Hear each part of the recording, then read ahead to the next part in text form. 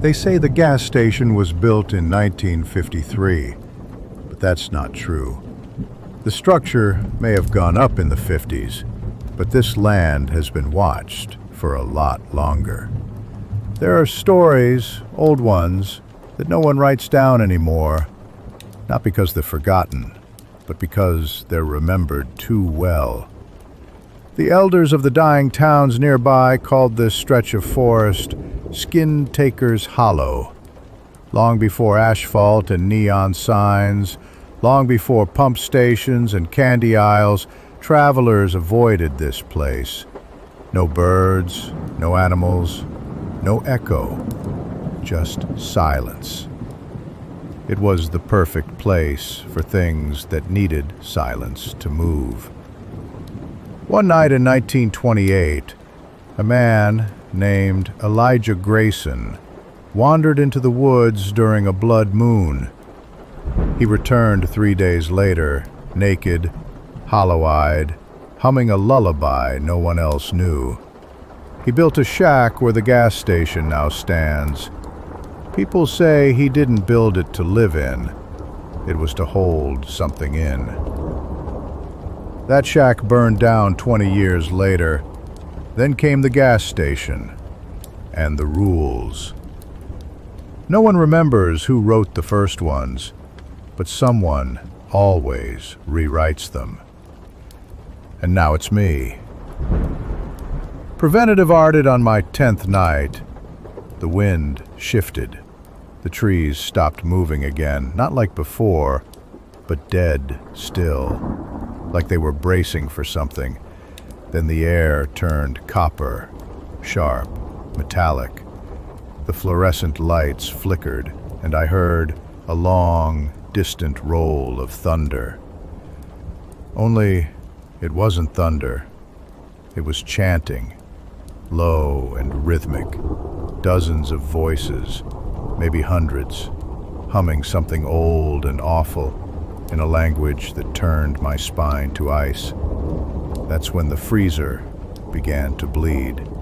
Thick, red trails pooled beneath the door, seeping out across the tile like veins searching for a pulse.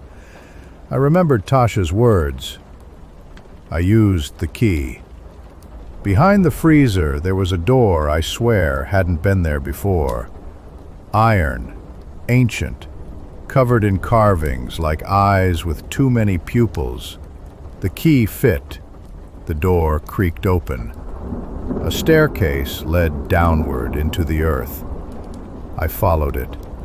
Each step made the chanting louder. The deeper I went, the colder it became. The walls were damp stone, carved with names, dozens, hundreds. Ernie, Ryan, Tasha, Elijah, Caleb. Yes, my name was already there.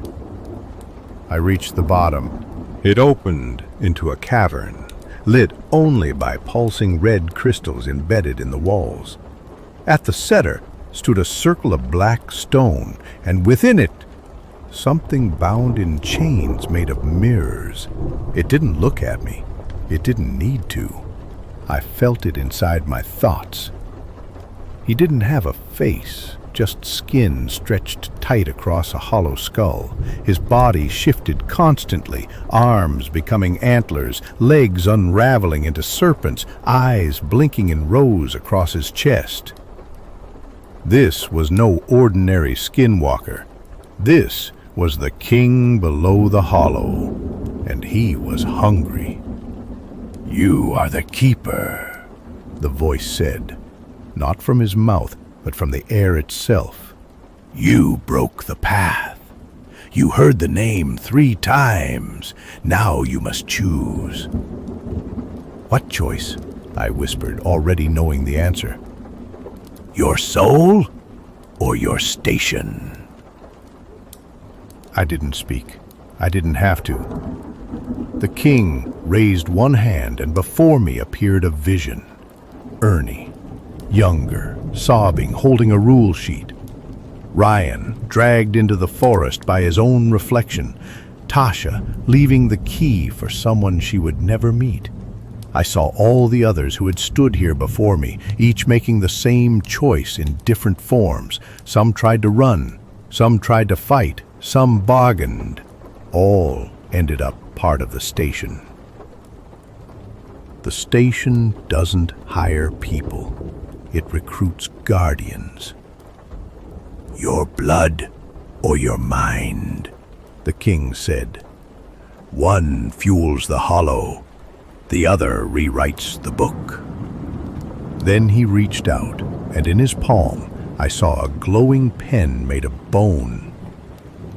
Theological, I took the pen. I don't know why. Maybe I didn't want to die. Maybe I didn't want someone else to end up like me. Or maybe, deep down, I knew the station needed a keeper. The moment I touched it, my veins turned cold. 1,000 voices screamed in my head, then fell silent. The red crystals dimmed. The king vanished. And I woke up. Behind the counter, sunlight streamed through the windows. The floor was dry, the freezer was clean. And in front of me was a new logbook, fresh, blank, waiting. Except the first page already had one line. Rule 1. The gas station must always have a keeper.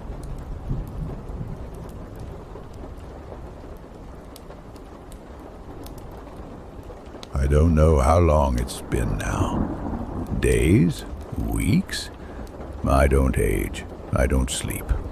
I don't leave. The radio still plays static. Sometimes new people come, desperate, tired, broke. I train them, give them the rules, watch them survive their first few nights, if they're lucky, and when they break one, the forest takes them. I can't stop it. I'm part of it now.